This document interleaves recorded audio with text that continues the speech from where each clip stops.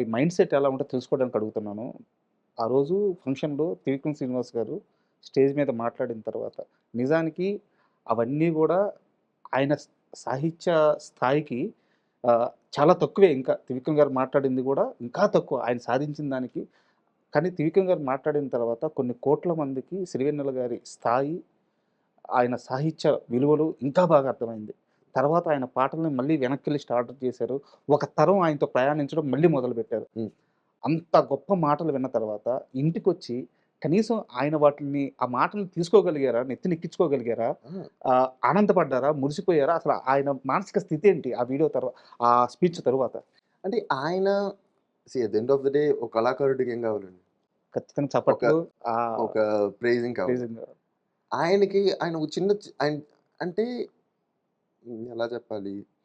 ఒక చంటి పిల్లాడిని పొగిడినప్పుడో, లేకపోతే ఏం చేసినా చేసావురా ఇది చెప్పినప్పుడు ఎలా మురిసిపోతాడో, ఆయన హ్మ్. అలా మురిసిపోతుంటారనమాట. హ్మ్. సో, ఇలాంటివేమైనా జరిగినప్పుడు ఆ రోజైనా సరే, సో, ఒక ఎవరైనా ప్రైజ్ చేసినప్పుడు భలే మాట్లాడాడు నా గురించి అన్నట్టుగా లైక్ హ్మ్. He enjoy it like a small kid. So అప్పుడు చూస్తున్నప్పుడు మాకింకా ముచ్చటేస్తుందంటే, ఒక స్థాయిలో ఉన్న వ్యక్తి, ఒక రేంజ్‌లో ఉన్న వ్యక్తి, ఇప్పుడు సిరివెన్నెల సీతారామ శాస్త్రి గారు, ఆయన గురించి త్రివిక్రమ్ మాట్లాడారు. కరెక్ట్. చాలా మాట్లాడారు. And everybody knows about it. So నేను స్పెసిఫిక్‌గా చెప్పేదేం లేదు. సో, అది చేసిన తర్వాత అవును అనో, లేకపోతే ఆ స్థాయిలో అలా తీసుకొని వెరీ గుడ్. అంటే కరెక్టే మాట్లాడారు. ఇలా అనుకుంటారని అనుకుంటారు ఆ! జనాలు. ఆ! ఆయన చిన్న పిల్లాడిలాగా మురిసిపోతూ దాన్ని కొన్ని కొన్ని ఈ మాట భలే చెప్పాడు గదు, ఈ మాట భలే చెప్పాడని చెప్పి హీ విల్ ఎంజాయ్ ఇట్. మళ్ళీ త్రివిక్రమ్ గారిని ఇంటికి పిలిచి హ్మ్. ఇంకొక 2, 3 అవర్స్ దాని గురించి మాట్లాడి, హ్మ్. ఇలా మాట్లాడినప్పుడు తన్ని పొగిడి, మళ్ళీ తను వీళ్ళిద్దరు మాట్లాడుకుంటూ ఉంటారన్నమాట. So, it's a give and take. అంటే వాళ్ళిద్దరికి అంత మ్యూచువల్ రెస్పెక్ట్ ఉంది కాబట్టి అంత వర్డ్స్ అంత జెన్యూన్‌గా వస్తాయి.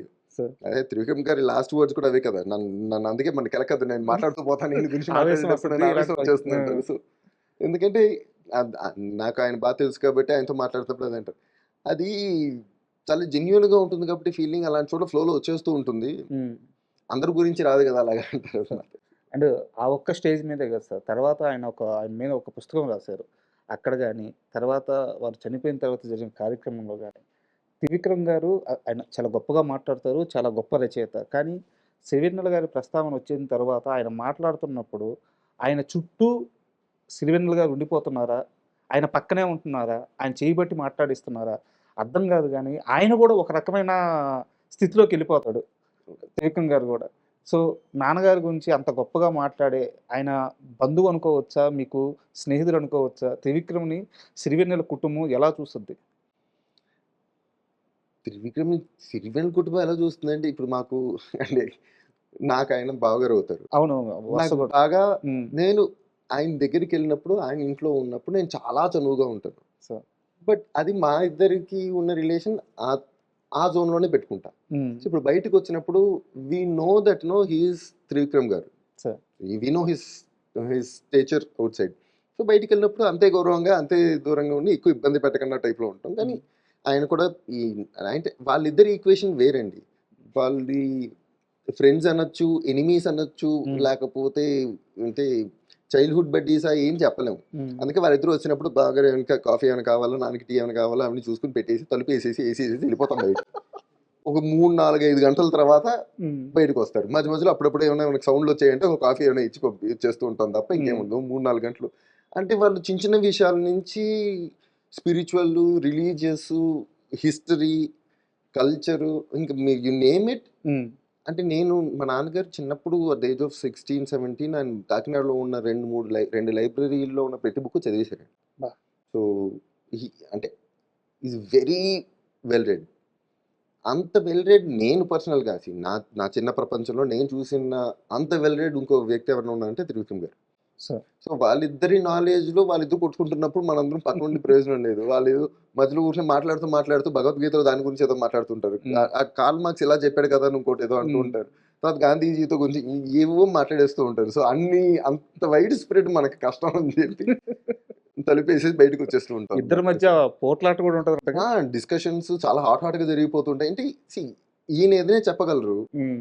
దాన్ని అంత క్లియర్‌గా నెగెట్ చేయగలిగినంత ఇన్ఫర్మేషన్ ఈయన దగ్గర ఉంటుంది. సో సో వాళ్ళిద్దరు కొట్టుకునే ప్లేన్ కూడా అక్కడెక్కడో ఉంటుంది కాబట్టి మీకు కావాల్సిన ఏమైనా ఉండే చెప్పండి తెచ్చిస్తాం. మీ కొట్టుకోవడం గురించి ఇంకా అంటే వాళ్ళకి ఇంకెవరు అక్కర్లేదు కూడా వాళ్ళిద్దరు మాట్లాడుకుంటున్నారు. 12 గంటలు అలా మాట్లాడేసుకుంటుంటారు. సార్. అది కాకుండా ఆయన ఆల్మోస్ట్ 96, 90, 97, 98 ఆ టైంలో నుంచే త్రివిక్రమ్ గారు పెన్ రైటర్‌గా ఉన్నప్పటి నుంచి నాన్నగారితో కొంచెం చిన్న చిన్న హ్మ్. జర్నీ స్టార్ట్ అయింది. పాటలు రాయించుకోవడం వాటి గురించి. ఆ తర్వాత మెల్లిగా అది చుట్టరికంగా మారింది. సో వాళ్ళిద్దరి relationship it evolved for couple of decades. ఒక 20, 22 ఇయర్స్ ఎళ్ళింది. సో అది ఎలా చూస్తాము అంటే త్రివిక్రమ్ గారిని మాకు పెళ్ళినిచ్చి మా బావగారు. సో ఆయనకి ఆ రెస్పెక్ట్ ఎప్పుడు ఉంటుంది. At the same time we all know what he is outside. Sir. మా ఇంటికొచ్చినప్పుడు ఆయన అంతే చనువుగా మా అందరితోనూ మాట్లాడతారు. బట్ వి సీ హిమ్ అక్కడ ఉన్నప్పుడు మేము ఎలా ఉండాలో అలా ఉంటాం. బయటికెళ్ళినప్పుడు ఆయన ఏంటో మా అందరికీ తెలుసు కాబట్టి we always give that respect to what he is. So it's అంటే ఆయన చూసాం but he is a very important part of the family. Sir అంటే వెరీ మీకు very important part of the family. మీకిది షేర్ చేసుకున్నారో లేదో నాకు తెలీదు గానీ చాలా ఎర్లీ స్టేజ్‌లో ఆయనతో పాటు కలిసిన మనిషి అని చెప్పారు గదా! సో ఒక ఇన్సిడెంట్ ఉంది సార్. ఆహ్, బోడి చదువులు వేస్టు నీ బుర్రంతా భోంచేస్టు అని ఒక పాట ఉంటదనమాట. ఆ పాట ఆయన సినిమా కోసం రాయలేదు. వేరే పాట కోసం కూర్చొని ఆ పాట రాక హ్మ్. ఆ సందర్భమో, ఆ సిట్యుయేషనో, ఆ భావమో ఆయన కూర్చోలేక అక్కడ హ్మ్. ఆ సమయంలో ఈ పాట రాసుకున్నారు. హ్మ్. ఆమెన వేరే ప్రొడ్యూసరు వచ్చి ఈ పాట నాకు నచ్చింది. మోహన్ హ్మ్. గారు అనుకుంటాను. ఎడిటర్ మోహన్ గారు అనుకుంటాను. అనుకుంటా. అవును. 'మనసిచ్చి జుట్టు' సినిమాకి. మనసు ఆ! నాకు ఈ పాట నచ్చింది. ఈ పాట పెట్టుకుంటా అన్నారు. ఆయన హ్మ్. మురిసిపోయి వెంటనే ఎవరో ఒకరు చెప్పాలి గదా! ఆ పక్కనే ఉన్న ఆయనకి ఆనందం గదా! అవును. అంటే పాట అమ్ముడుపోయిందన్న ఆనందం గాదు. అది ఎప్పుడు పాట సమాజంలోకెళ్ళిందన్న ఆనందం. ఆ! ఆయనకి అమ్ముడు పోవడం ఆ! గురించి ఆయన ఎప్పుడు ఎప్పుడు ఆలోచించను ఆలోచించిన కూడా వ్యక్తి లేదు. గాదు. That's never his thought. బయటుంటే అక్కడికొచ్చి ఆ పాట చెప్పారంట. హ్మ్. మీకు సిరివెన్నెల గారికి మొదటి పరిచయం బాగా ఆయనకి మీరు రిజిస్టర్ అయిన సందర్భం అంటే, అప్పుడు ఈయన చెప్పిన మాటేందంటే, "ఆ పాటను నేను బాగా అర్థం చేసుకున్నాను.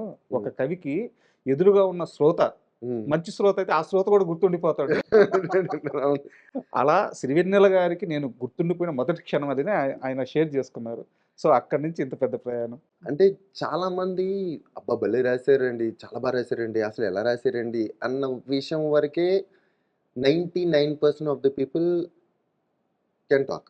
సో ఇప్పుడు ఆయనే వచ్చి కూర్చున్నా మనం మాట్లాడినా కూడా, ఎలా రాసారు సార్? ఏం రాసారు సార్? చాలా బా రాసారు సార్ అని చెప్పడం తప్ప, they can't contribute anything more to the song. So so, ఎక్కడో ఒక త్రివిక్రమ్ గారు, విశ్వనాథ్ గారు ఇలా హ్మ్. ఆ స్థాయిలో ఉన్న వాళ్ళందరూ మాత్రమే దే కెన్ కాంట్రిబ్యూట్ అంటే ఆయన వర్డ్స్‌లో ఉండే డెప్త్‌ని ఇక్కడ ఈ వర్డ్ రావడం వల్ల ఎన్ని లేయర్స్ మన సాంగ్ మారిందని ఇవన్నీ చెప్పగలిగిన వాళ్ళు వీళ్ళే. సో అందుకని he'll enjoy conversations with them more. So అంటే నేను రాసిన పాట అద్భుతం అని చెప్పేస్తూ ఉంటారు అందరూ. వాళ్ళకి అంతే అర్థమవుతుంది కాబట్టి అది అద్భుతం మాత్రం అనుకుంటున్నారు. కానీ ఎందుకు అద్భుతం అయిందన్న విషయం వీళ్ళే చెప్పగలరు. సో అండ్ ఇంకోటి నాన్నగారు ఇచ్చిన ఆస్తి అంతా మీ దగ్గరే ఉందా? ఒక నిర్మాత దగ్గర మీ ఆస్తి ఉండిపోయింది. తెచ్చుకుంటారా? ఆయన ఆయన చెప్పినట్టుగా చెప్పాలంటే ఇది అందరి ఆస్తి ఆయనది. అది ఎవరికీ ఏ ఒక్కరికి చెందింది కాదు. సో, అది అందరి దగ్గర ఉంది. హ్మ్. చాలా మంది నిర్మాతల దగ్గర ఉంది. చాలా మంది దర్శకుల దగ్గర ఉంది. హ్మ్. ఆ సో నిర్మాత స్రవంతి రవికిషోర్ గారు సార్. వారి ఆఫీస్‌కెళ్తే రోజు దేవుడి ఫోటోలు ఆఫీస్‌లో ఏదో ఒక చిన్న ఫోటో ఉంటది గదా! ఆ పక్కన నాన్నగారు స్వయంగా చేత్తో రాసిన అంటే ఫైనల్ వర్షన్ సాంగ్ గాదు. ఫైనల్ వర్షన్ కాకుండా ఆయన రఫ్‌గా రాసుకుంటా ఉంటారు గదా! సో, ఆయన వాళ్ళకి ఇవ్వకుండా ఆయన ఇంకా ఆ స్థితిలో ఉండడానికి రాసుకుంటూ ఎళ్ళిపోతూ ఉంటారు గదా! అలాంటి ఇంత ఫైల్ ఉంది ఆయన దగ్గర. అవును. ఏం సార్ అంటే ఈ పేపర్‌లని, ఈ పాటలని, ఈ అక్షరాలని చూస్తే నాకు రోజు స్టార్ట్ అవుద్ది. నాకొక మోటివేషన్ వస్తది. ఇది నా ఆస్తి. కానీ ఎప్పటికైనా వారి బిడ్డలకి చేరవేస్తాను కానీ ఇప్పుడే గాదు. అంటే వాళ్ళిద్దరి ఫ్రెండ్‌షిప్ కూడా it's long story. Ladies tailor నుంచి సో, ఉన్నది వాళ్ళది. So, they they had so many years of journey. So so and ups and downs కూడా చాలా ఉండే వాళ్ళిద్దరికి in hmm. Terms of careers. Hmm. So they were all supportive. ఆ టైంలో ఒకరికొకరు చాలా సపోర్టివ్‌గా ఉండే. Very good friends. So I think that part అయితే ఆయనదే. అది అది అది అందరిది కాదు. ఆ పార్ట్ ఆఫ్ ద ఆస్తి అయితే ఆయనదే. సో హి ఈస్ ఆ! Worthy of it. ఆ పేపర్‌లు ఫస్ట్ టైమ్ చేత్తో పట్టుకున్నాను సార్. పట్టుకొని అయి అట్లా చదువుతా ఉంటే చేతులు వణికిపోతా ఉన్నాయి. అంతకంటే ప్రివిలేజ్ లేదనిపించింది నాకు ఒక రైటర్‌గా. చదువుతుంటే ఒక 2 గాలి వెంట వెళ్ళే మారం మానుకొమ్మని, తల్లి తీగ నిందిస్తుందా మల్లె తీగని వాళ్ళు రాసున్నారు.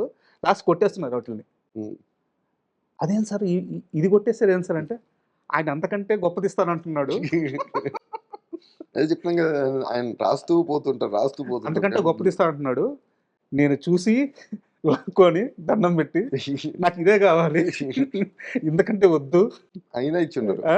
అని చాలా సేపు బతిమిలాడితే ఆ 2 లైన్‌లకి ఒప్పుకున్నారంట. అంటే అంటే ఆ పేపర్‌లను చూస్తుంటే ఆ అక్షరాలని ఆయన పడిన ఆ మదనం ఎలా ఉంది?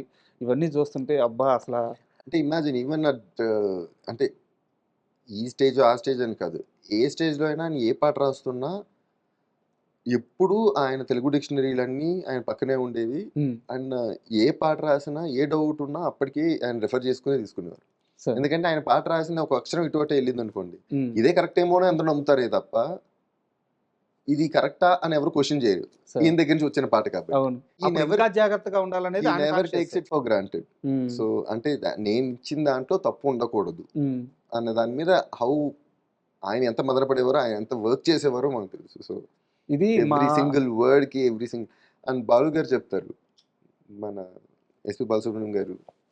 వాళ్ళిద్దరి రిలేషన్ కూడా అదో స్ట్రాంగ్ రిలేషన్ హ్మ్. వాళ్ళిద్దరిది. సో అది కూడా ఆల్‌మోస్ట్ త్రూఔట్ ద కెరియర్ వాళ్ళిద్దరూ కలిసే సార్. నడిచారు. సో ఆయన చెప్పినట్టు ఆయన చెప్తుండేవారు కొన్నిసార్లు.